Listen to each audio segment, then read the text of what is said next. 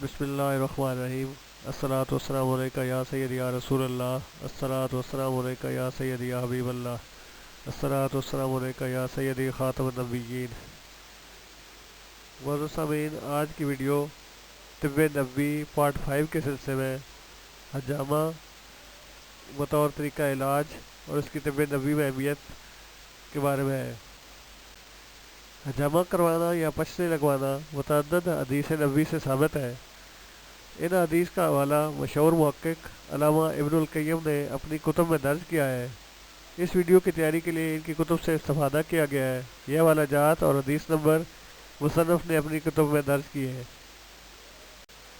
رسول اللہ صلی اللہ علیہ وآلہ وسلم نے فرمایا، سب سے عمدہ علاج جو تم کرتے ہو وہ حجامہ ہے اور فسد ہے۔ یہ حدیث بخاری و مسلم میں روایت کی گئی ہے۔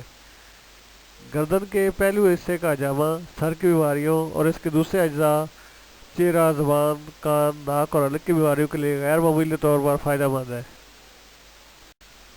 حضرت انس رضی اللہ تعالیٰ سے روایت ہے کہ رسول اللہ صلی اللہ علیہ وآلہ وسلم اپنے گردن کے پہلوی حصوں اور گردن کے زیریں حصوں پر پچنے یعنی حجامہ لگوایا کرتے تھے۔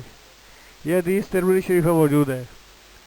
اسی طرح حضرت انس رضی اللہ تعالیٰ سے روایت ہے کہ رسول اللہ صلی اللہ علیہ وسلم 3 بار پچنے لگواتے، 1 بار اپنے مونڈے پر اور 2 بار اپنی گردن مبارک کے پہلو حصوں پر۔ حضرت علی رضی اللہ تعالیٰ سے روایت ہے کہ جبرائیل علیہ السلام پہلو گردن اور دوش کے حجامہ کا حکم لے کر نازل ہوئے۔ یہ حدیث ابن ماجہ میں موجود ہے۔ اسی طرح حضرت جابر رضی اللہ تعالیٰ سے روایت ہے کہ رسول اللہ صلی اللہ علیہ وسلم اپنے کولے پر پچنے لگوایا اس لیے کہ کولا موچ کھا گیا تھا۔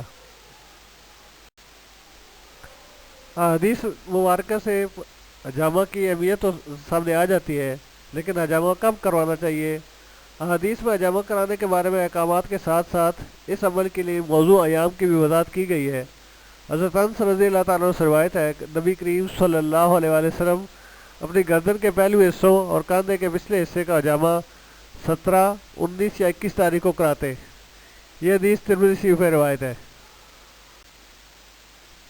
اس عنوان کی حدیث سنن ابی داؤد میں ہے کہ جو بچنا حجامہ کے لیے 17، 19 یا 21 تاریخ چاند کی اختیار کرے گا، اسے ہر بیماری اس سے نجات و شفا ہوگی۔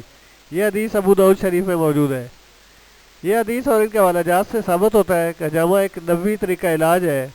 اگلی ویڈیو میں انشاءاللہ مرغی کے نبوی طریقہ علاج کے بارے میں بات کی جائے گی۔ مزید مفید ویڈیوز کے لیے چینل کو سبسکرائب کریں اور ویڈیو کو شیئر کریں۔